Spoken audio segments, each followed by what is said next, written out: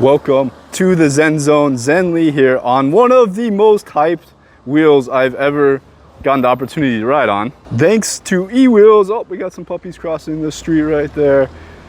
We got the herb shop, fruit shop, lots of different shops. And we gotta pass this car right here.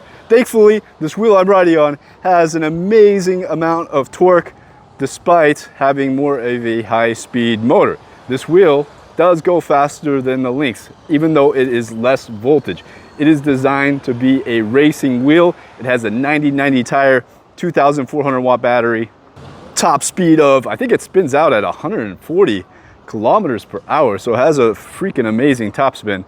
Now the race I'm going to in France is more of a tight circuit. I thought this wheel, the Blitz, would be really good on that circuit because the 90/90 tire. Okay, you can see the 90/90 tire here. We still are getting it seated a little bit. Very nice tire. I was a little bit skeptical about this tire at first, but I'm absolutely loving it. The width, the angle, very aggressive tire. I wouldn't mind putting this on other wheels. It's a great tire so far. We'll see how the compound holds up. I forgot totally where I was in this video, but we're on the Blitz. We're going to France. I don't know if I'm gonna race it because despite the 90/90 tire being great, I feel like it just needs a bit more torque for this tight circuit that we're gonna be on. However, I am gonna try this wheel on the circuit and compare it to the times of my other wheels and see which one I get the best time on. Now, it is a super tight circuit. I even think a smaller 16-inch wheel like the V14 or the Patent might be the better option because it's a super tight circuit. But I do still I think that the Blitz has a chance. It's an amazing wheel. There are a lot of positives about this wheel. I can't believe how much hype this wheel is getting. Because to me, it's basically a V5 Master. They didn't really need to rename it. It's a V5 Master. However, it is so well built and so well, I mean, don't get me wrong, there's some QC issues that I'm having, some small QC Begode type of issues. That I had some issues with the tire, but I think we've got that all worked out. A lot of it was because this wheel was in customs here in Spain for almost a month, man. It was in customs for almost a month, and the tire was deflated. So I think it was sitting in, and it's been really hot here in Madrid, so I think it was just sitting in the sun, and the tire warped a bit. But after riding it for some time, I think we're starting to get everything corrected. And it's a tubeless tire, but we had trouble going with a tubeless setup. I am in Madrid at a park right now. I wanted to give you guys a closer look at this wheel that I've been talking about. There is quite a bit of hype, as I've mentioned, and you can feel it with this wheel. So this is the 90/90 tire. It is very nice shape, very nice grip so far. I am surprised by the tire. I love it so far. The pedals, really amazing pedals, so you don't need to upgrade your pedals. That's great right away. The body space, there feels like there's enough body space to put on your pads. I feel with the ET Max, I had a little bit of problems putting on the pads, and even the Lynx, it's a little bit, this is much better putting on the pads. Has an LCD screen right here, which let's see how that looks in the daylight. I've heard that it's not so good in the daylight, but I can see it. The camera's not picking up, but I can see it with my eyes, and I have glasses on too, so I can see the speed, no problem. The trolley handle is a great trolley handle. It's not, doesn't bounce up like the ET Max. The ET Max's was bouncing up and down, so you got to put some Velcro on it. Great trolley handle, great pedals, great amount of pads. The kickstand's amazing. I mean, this wheel is a great package from Begode. At first, I really thought the price, 3,000, I think it's 3,100, was a bit steep at first because you have to put on some fairings. I don't have any fairings.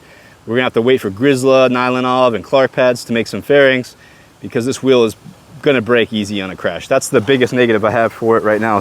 I'm pretty sure, I'm not certain, but I think this wheel is gonna shatter to bits on your first big crash. So you're gonna need some fairings. That adds about $200 to the cost. The suspension is not my favorite either. I'm not a big fan of the rear type of suspension anymore, having tried like the Commander Pro suspension, the hydraulic or the fork suspension. I prefer the fork suspension for racing, cornering, and comfort. So the C32 motor, the torque is, big note. You guys got to put it into racing mode right away. Need to put it into racing mode right away. On off-road mode, I wasn't impressed with the torque and just the overall feel. But once I put it into racing mode, holy cow, it's night and day difference. You must put this wheel into racing mode. It's a huge tip right there. Make sure you put it in racing mode. I haven't had any issues with the racing mode. Haven't had any performance issues with this wheel. More just like the setting up of the wheel was a bit difficult because of the deformed tire, and my voltage is not charging all the way up, and some of the plastic parts came broken in the box. However, I can easily overlook all those things when I'm on this wheel riding it. It's so stable, so smooth, and the torque is quite good. Patinette saying hello. So this race in France that's coming up this weekend is basically like the Olympics of EUC time trials. It's not a race. I guess I can't call it a race. It's a time trials, which is, I guess, a form of racing. A category of racing is time trials. So we will be competing to see who gets the best time. It's not about passing each other or anything like that. It's about who gets the best time. Whew, the roundabout test. Oh man, the tire grips and has a lot of grab. So you're able to lean on the wheel a bit more and get some different turning out of it. Feels amazing. The tire is great. I have no complaints about the tire so far, and I thought that I would. My pre-analysis, I wasn't so sure about the tire. I'm loving the tire. I would even prefer if it was tubeless. Great tire, man. Begode. The braking on this wheel feels good. This is like, I really get I had one of the first Masters in the world, and I rode that wheel into the ground until I eventually sold it. This is a great update, Begode. You guys have done a great job.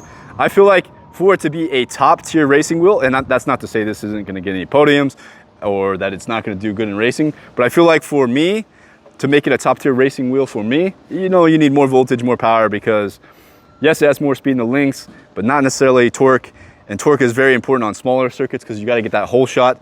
Getting out into the front, some of these circuits are really hard to pass on, so you need that torque to get out into the front to get that position and to make corrections to mistakes you're making. This wheel has a ton of torque, right? A ton of torque for being a C32 motor, but other competitors have more torque. So I'm gonna continue testing this wheel in France on a circuit to let you guys know if I think it's gonna top tier race. These are my thoughts so far. Thank you, eWheels, for giving me this opportunity. It was hell getting through this wheel through customs. I have some tips. If you ever ship a wheel to Spain, message me. I will have some tips for you. It's not so easy.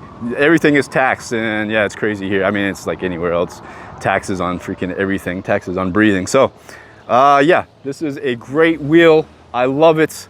I'm gonna be testing it out in France. Wish me luck. Maybe I could get that gold medal for USA. Thank you, eWheels, again for sponsoring this, making it all happen. And until next time, stay in the Zen Zone.